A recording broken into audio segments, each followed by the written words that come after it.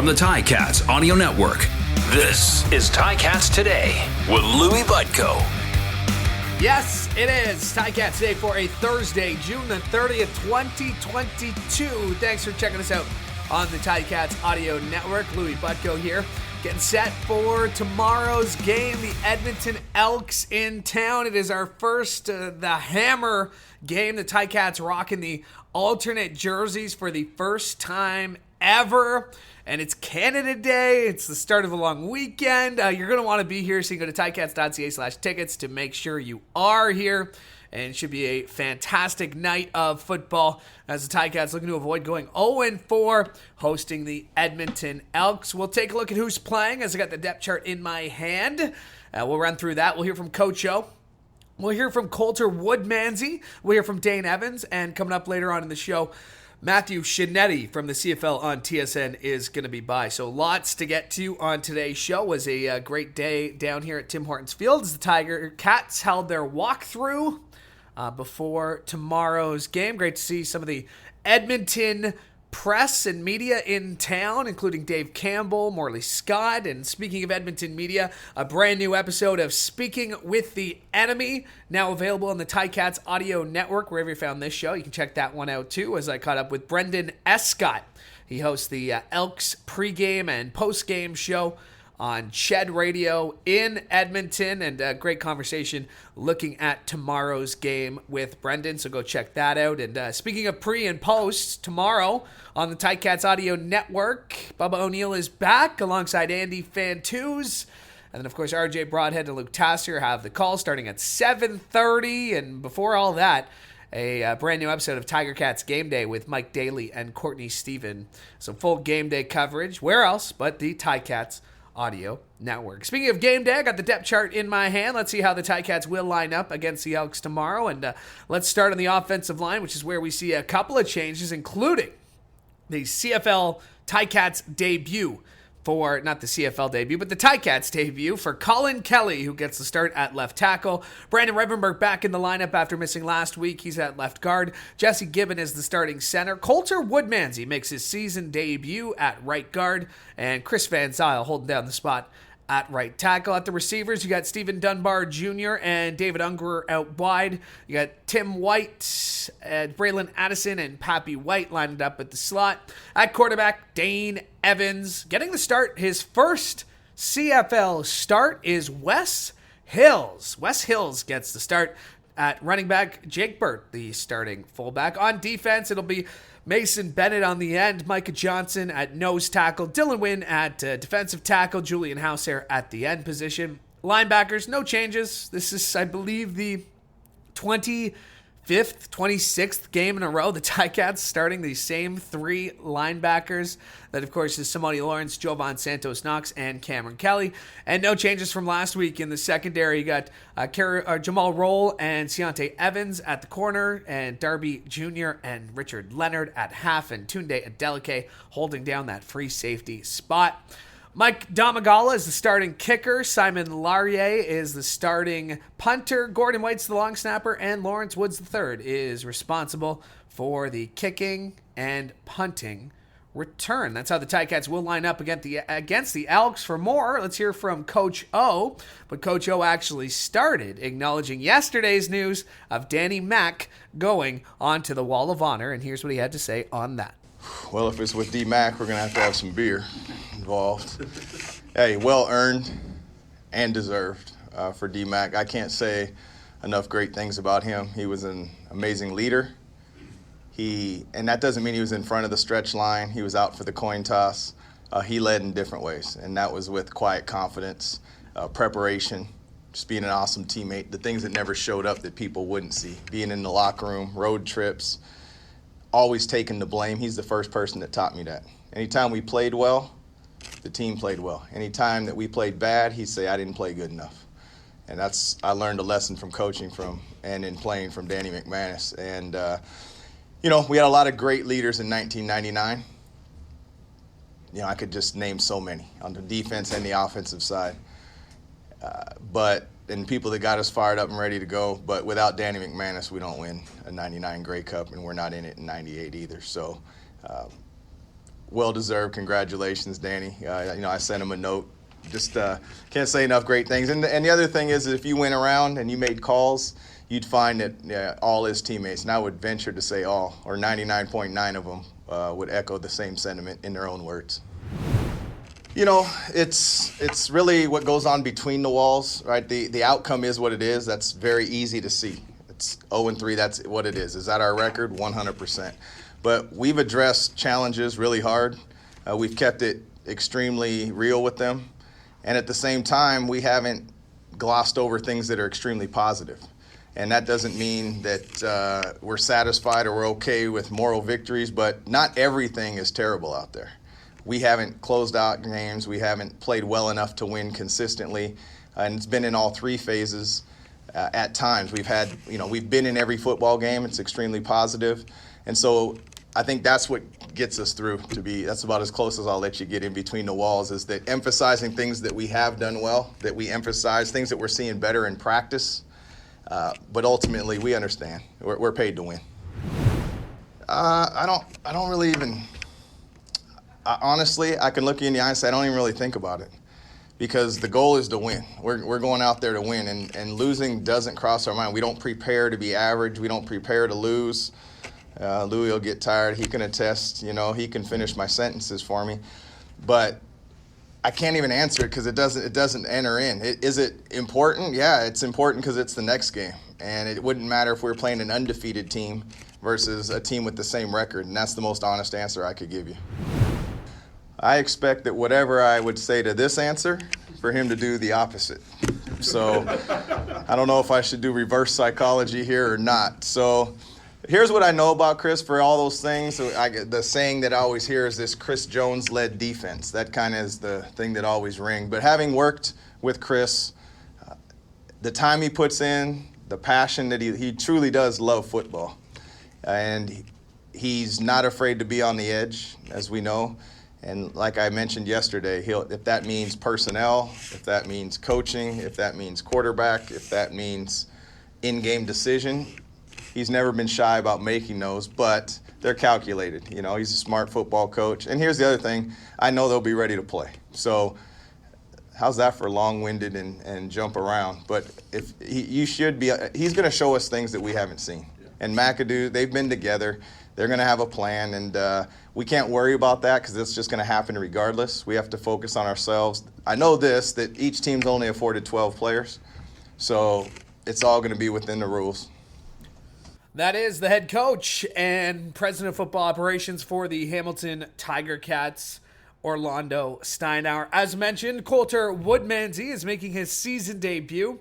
He was activated off the 6-game injured list earlier this week and will get the start at right guard between Jesse Gibbon and Chris Van Zyl. And we had a chance to catch up with Coulter after practice, and here's what he had to say about making his season debut. Oh, I feel fantastic now, 100%, ready to get going. This is my first injury like this, but yeah, I feel good. The training staff was incredible, got me ready to go. It's a good group. Yeah, they got some really talented players on the ball. Definitely respect them. I feel like we have a really good game plan to attack them, and it's going to be a fun game. Definitely, we're not really focusing on the past. We're focusing on moving forward and how we're going to be going forward. Wes is a great player. We have a lot of really good backs. We're happy to have him. He's definitely a powerful back. We're going to see him make some plays tomorrow. I can't wait to watch him go. Oh, we just have a really good group of people who want to be together. Like all the time, all the veteran guys, everyone who's new, everyone's really gelling well. We want to watch tape together. We want to spend time together. We want to go for lunch. We want to do stuff after practice together. It's not really like that we have to figure it out. It's just happening. We have good people. We have good leadership. It's really fun to be a part of. And that is Coulter Woodmansey as he gets set to make his season debut tomorrow. One more piece of audio from after walkthrough today. Let's hear from the quarterback of the Ticats. Here's Dane Evans after walkthrough today. Oh yeah, I was gonna say I don't know. Is this a test? Yeah, it's I think it's their 36th wedding anniversary. So yeah, shout out mom and dad. That's a long time putting up with each other. So no, it's great. They're gonna go to dinner and stuff like that tonight. I already texted them. So yeah, congratulations, mom and dad. It's awesome. Been a great example. Yeah, I love Colt, man. He's a hard worker. He's one of those guys that last year, as soon as he got here, a little rough around the edges. I think he would tell you that too when he first got here. But he's a fighter and a competitor. And what I always tell people when they ask me about him is, like, you can tell that this game is important to him. He might not be the most technique sound on some things, but he's going to fight until he can't fight no more, and I love that. Got to know him a lot this offseason when I stayed up here because he was up here. I know he had his wedding this offseason, which he was super stoked about. So I'm super happy that he's back, obviously to help our team out, help our offense out, but just me, I'm happy for him as a guy to be back to doing what he loves, so I'm excited to see him. Yeah, I wouldn't say guys are getting tight or anything. It's just we've just been getting bad breaks, man. Just some bad luck here and there. It just happens, Could we finish better? Absolutely. In the second half, but also in the first half at the end of the second quarter, we could definitely finish better. So we've been emphasizing that a lot lately. But, we just got to, like I was telling these guys earlier in the week, we just got to go out there and do it. There's one thing talking about it, but you just got to go do it. And there's no, simulation for that other than going out there and doing it. So we just got to go do it. If that makes sense. Yes, they are. You can tell, obviously, kind of what they want to do schematically, but it also, you need to know who the personnel is, right?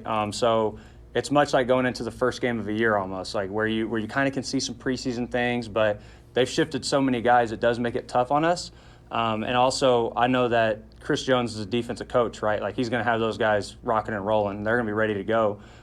So we know that as well, So we're getting ready for anything they can throw at us. We feel like we're at a good spot. And we know the biggest thing is just going to be going and competing. There's going to be some things we haven't prepared for this week. We understand that. But football is a game of reaction and change. So we just got to be able to make that change and then just keep on rocking. Yeah, he's a great guy. I'm glad he's here, man. I helped him unpack his bag when he came in. No, I'm just kidding. But he was as soon as he got here, it seemed like he fit right away. I know it's hadn't even been a week hardly, But I was talking to him yesterday after our couple practices this week, and he was just smiling, man. He said he likes the way we do things here. It's a little different, from where he's been in the past, but he likes it, and I think he's going to have a little extra motivation going out there this week. And that, of course, is Dane Evans, quarterback for the Hamilton Tiger Cats. All right, one note to mention as I just got handed, right this second, the Edmonton Elks depth chart. And a big surprise is that the Elks are starting Trey Ford at quarterback this week. And that, Trey Ford, the Niagara Falls native, will make his season debut, CFL debut as a starter. So very exciting. The 24-year-old rookie appeared in all 3 games so far, has just 1 pass for 8 yards. He's also rushed the ball 3 times. And so it is Trey Ford in for Nick R. Buckles. So that is an interesting development going into tomorrow night's game. For more on tomorrow's game, very pleased now to be joined by the CFL on TSN's Matthew Scianitti. And Matthew, the Ticats are 0-3, but are they an 0-3 football team? I don't think so, Louie, although I will point out, I think the obvious, which is taking away the Grey Cup disappointments. That this is clearly, this early in the season, the kind of regular season adversity that this team maybe hasn't had at kind of this point. Now, I'm sure Coach Steinauer would debate me and say, listen, we've had injuries and other things that people can't see. Absolutely. But being 0-3 to start the year on a team that is always, especially over the last few years, built to compete for Grey Cups is definitely, I imagine, disappointment in the locker room. He certainly points to the offensive line and the number of changes that had to be made last week in Winnipeg. But I also know, and you know this, I think, better than anybody else, Louie, being around this team as closely as you are, that there is an attention to detail that exists in Hamilton that I can tell you is renowned throughout the league.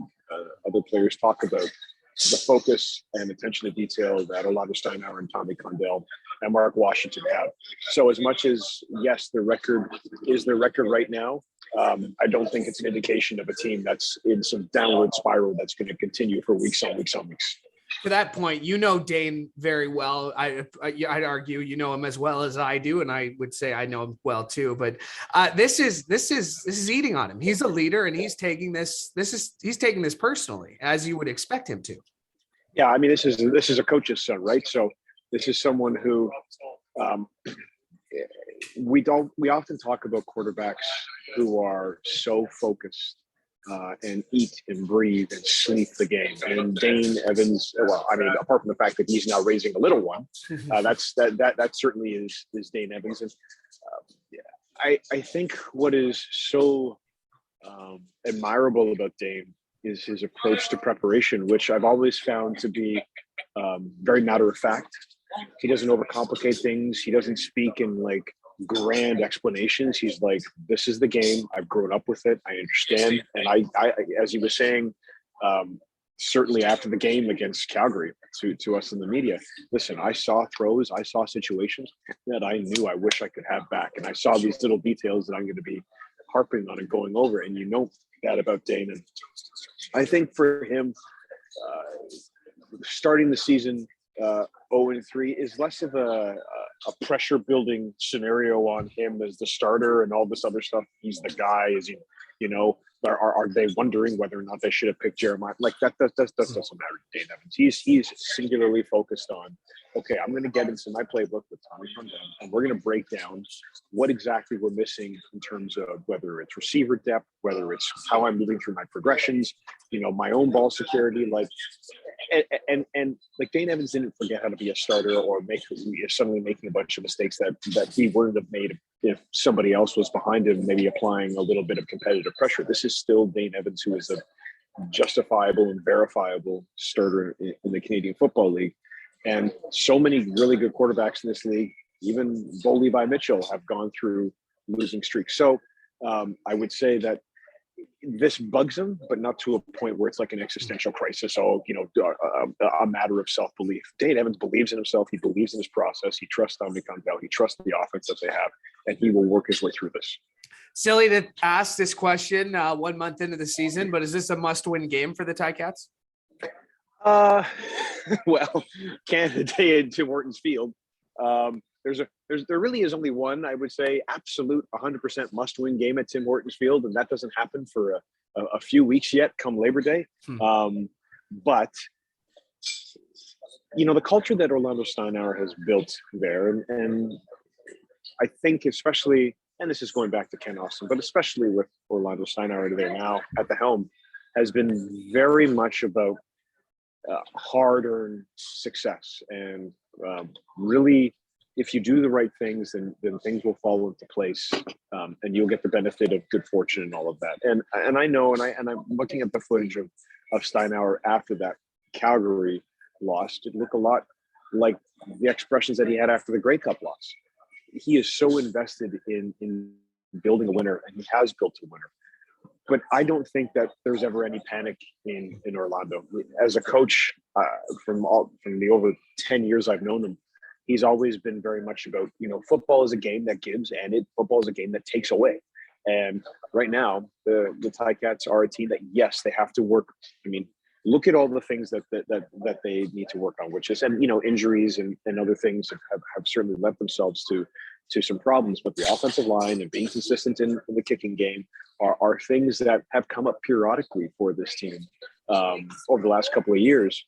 But this is not something that Orlando Steinauer is pushing any panic button. He won't give off any sense of desperation. He's calm, he's focused. And I think given everything that he's accomplished in his time as head coach, and obviously taking the team to back-to-back Grey Cup appearances, nobody in Tim Hortons Field, I'm not saying that if they lose on Canada Day, mind you, but no one in Tim Hortons Field is going to be like, you know, this is, if he doesn't win this game, there's going to be wholesale changes and we need to see different things. This is literally their fourth game. And being their fourth game against Edmonton, it's at this point it's two football teams, and this is a long season. We're back to the 18-game season, and Orlando Steinauer will give you the tropes of we've got to work and effort, and you know, we will create our own good fortune if we focus in on our details and all the coach speak. But the fact is, Orlando Steinauer has built a culture in that room that everyone's going to believe that, and nobody's going to be panicking to a point of we must win this game or our season is done. Matthew, appreciate this as always. Thank you, my friend. Thanks, Louie. My thanks to Matthew Scianitti for joining me, and my thanks to you. Could not do the show without your support, so thank you.